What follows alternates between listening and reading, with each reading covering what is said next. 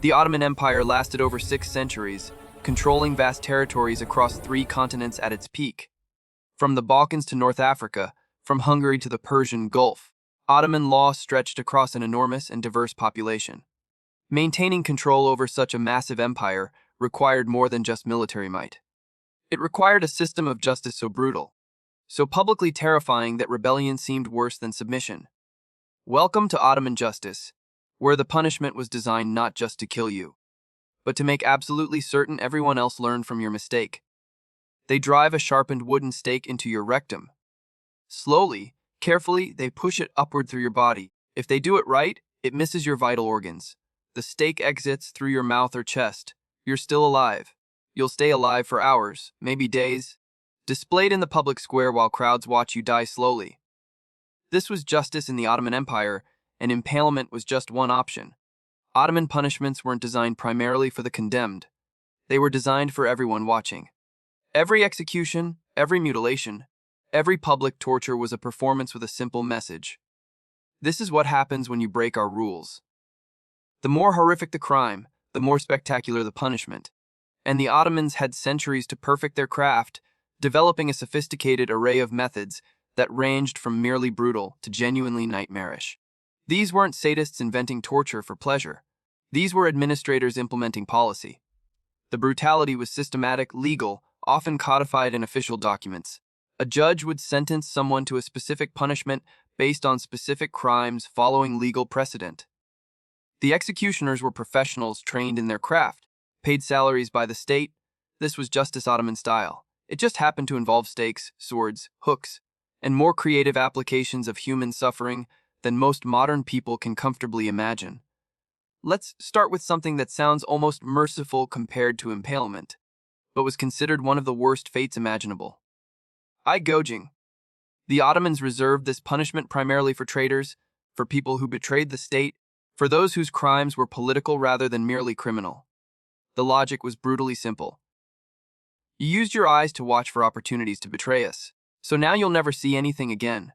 Eva Selby, the famous Ottoman traveler who documented his journeys across the empire in the 17th century, described witnessing eye gougings in public squares. The condemned would be brought out, restrained by multiple guards, because you don't want someone thrashing around during this procedure. The crowd would gather just as they gathered for any public punishment, because these spectacles were entertainment, education, and warning all combined. The executioner would use a sharp instrument, sometimes a blade, sometimes a specialized tool designed specifically for this purpose. The goal was to remove the eyes completely, not just blind the person. This was permanent, total, irreversible, and unlike a quick beheading, the victim lived through it and continued living afterward, a walking reminder of what betrayal cost. Think about what this meant in practical terms.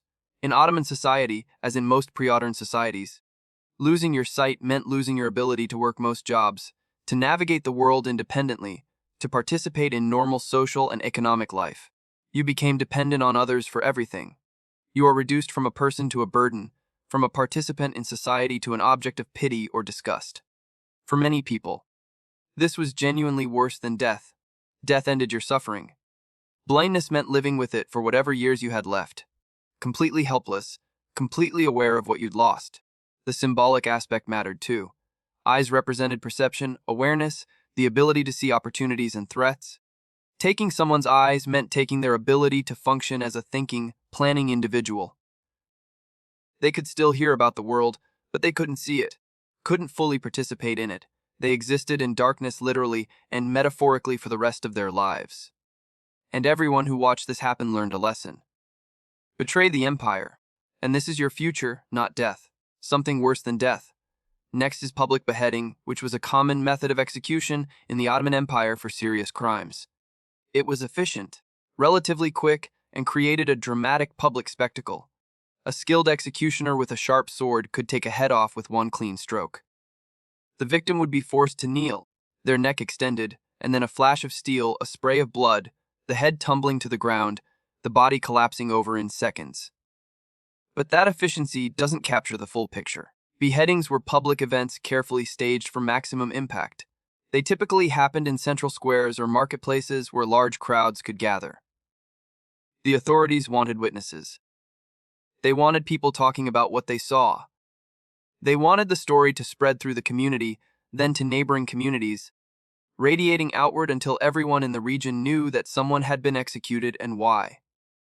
The condemned would be paraded through the streets before execution, giving people time to see them, to recognize them if they were local, to understand that this was a real person who had made real choices that led to this moment.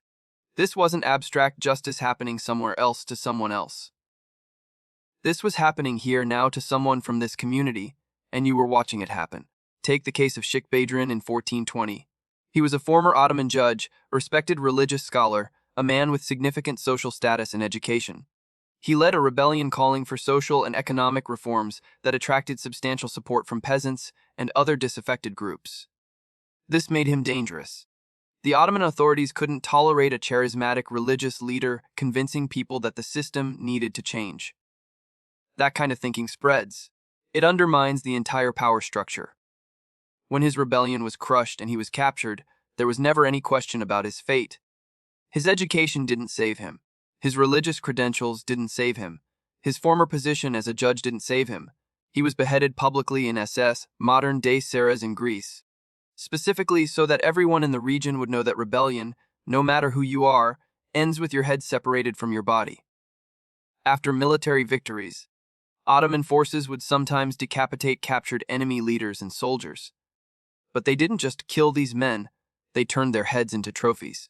Heads would be displayed publicly at the battle site, mounted on stakes or piles of stones visible to anyone passing by. Or they'd be sent back to Istanbul, preserved in salt or honey for the journey, delivered to the Sultan as proof of victory. Sometimes these heads would then be displayed in the capital, showing the population that their empire was strong, that their enemies were defeated, that resistance was futile.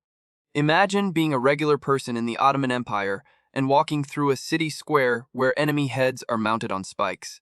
You can see their faces frozen in whatever expression they wore when they died. You can see the ragged edges where the sword cut through flesh and bone. You walk past these heads on your way to the market, on your way to work, on your way home. They're just there, part of the landscape, a constant reminder of what happens to enemies of the empire. However, not all punishments were meant to kill. Some were designed to inflict pain, teach a lesson, and send you back into society as a living example of what happens when you break the rules. The falaka was one of these punishments, and it was used extensively throughout the Ottoman Empire for lesser offenses. The method itself sounds almost simple. You lie on your back or sit with your legs extended. Your ankles are secured in a wooden device that holds your feet in place.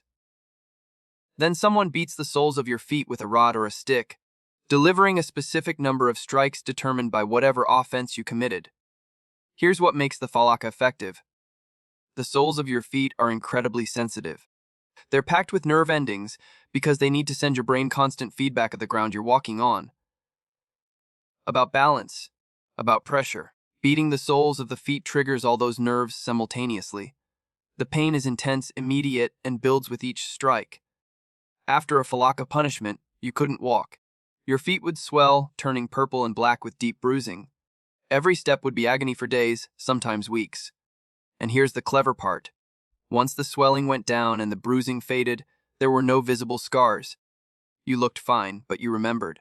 Everyone who was punished with the falaka remembered that pain for the rest of their lives. The Ottoman military used the falaka regularly to discipline soldiers, breaking ranks, falling asleep on watch, insubordination. These infractions might earn you 20 or 30 strikes. You'd be carried back to your quarters, unable to walk, and you'd lie there for days while your feet slowly healed. Your fellow soldiers would see you suffering, and they'd learn the same lesson you learned. Follow orders or hurt. Slave owners used the falaka on their slaves. Teachers used it on students who failed to memorize their lessons. It was an all-purpose corporal punishment that worked across different contexts because it was effective without causing permanent disability. You could beat someone's feet until they couldn't walk, and in 2 weeks they'd be fine physically. Psychologically, they'd carry that fear forever. The public nature of falaka punishments added another layer of humiliation. You'd be held down in a marketplace or a courtyard while people watched you get beaten. You'd be screaming, crying, begging for mercy while crowds observed your suffering. When it was over, you'd be unable to walk away with dignity. You'd have to be carried or dragged, completely helpless while everyone saw exactly how broken you were. But while a broken victim served as a powerful living warning, the ultimate warning was, of course, death. Hanging was common across many empires and kingdoms, but the Ottomans had their own variations that made it particularly grim. Standard hanging involved a rope around the neck, a drop that might break the neck quickly and cause relatively fast death. Ottoman hanging sometimes employed different methods designed to make death slower, more visible, more of a spectacle. In some cases, they used hooks instead of ropes. A large hook would be driven through the victim's body, maybe through the ribs, maybe through the jaw, and they'd be hoisted up and left hanging. This didn't kill you quickly. You'd hang there, impaled on a hook, slowly bleeding out or suffocating while crowds watched and went about their business beneath you. You might live for hours. You'd definitely be conscious for much of it, feeling every second of pain, unable to do anything but hang there and die slowly. Thieves, murderers, rebels, all might end up hanging in public spaces. The body would be left there after death, sometimes for days, rotting in the sun, being eaten by birds. This served as a deterrent far beyond the moment of execution. Every day you walked past that corpse, you were reminded of what crime led to. The smell alone ensured you wouldn't forget. The sight of a body decomposing on a gibbet, gradually being reduced to bones and rags, was a powerful motivation to stay on the right side of Ottoman law. But sometimes life is worse than death when amputation is carried out on a thief. Amputation as punishment has a brutal logic to it. You stole with these hands, so now you don't have these hands. You rebelled with these feet, so now you don't have these feet. The punishment directly relates to the crime in a way that everyone can understand immediately. Ottoman authorities would typically amputate a thief's right hand for a first offense. This was done publicly, usually in a marketplace, since that's where theft often occurred. The thief would be restrained, their hand placed on a block, and then a quick chop with a sharp blade. The hand would be gone. Blood would spray everywhere. The stump would be immediately cauterized with hot pitch or a heated iron to stop the bleeding and prevent infection. Though infection killed many amputation victims anyway. Losing a hand destroyed your ability to work most jobs. Craftsmen needed 2 hands. Farmers needed 2 hands. Even simple labor typically required 2 hands. You became disabled, unable to earn a living through legitimate work, which ironically might push you toward crime again out of desperation. But that wasn't the point. The point was that everyone could see you were a thief. Your missing hand was a permanent visible mark of your crime. You carried your shame with you everywhere, unable to hide it, unable to escape the social stigma. For rebellion or repeated offenses, authorities might take both hands or they might take feet. Taking both hands meant you were completely dependent on others for everything. Eating, dressing, cleaning yourself, everything that requires manual dexterity. You went from an independent person to someone who needed constant care. Again, arguably worse than death for many people. The punishment served multiple purposes simultaneously. It disabled the criminal, preventing them from committing similar crimes again. It marked them permanently so everyone knew what they'd done. It created a living deterrent that people saw every day on the streets. And it reinforced the power of the state to permanently alter your body as punishment for breaking its laws. But a punishment even more psychologically devastating than amputation was emasculation. The removal of a man's genitals was one of the most psychologically devastating punishments in the Ottoman arsenal. This wasn't just about physical pain or disability. This was about destroying a man's fundamental identity in a deeply patriarchal society, where masculinity was central to social status, family honor, and personal worth. The procedure was straightforward in its brutality, restraint, then cutting away the genitals with a sharp blade, then cauterization to prevent death from bleeding. The victim survived, but as what? In Ottoman culture, as in many historical cultures, a man without genitals wasn't fully a man anymore. He couldn't father children, couldn't continue his family line, couldn't fulfill the social role expected of men. He was transformed into something else, something between categories, something that existed but didn't fit anywhere in the normal social structure.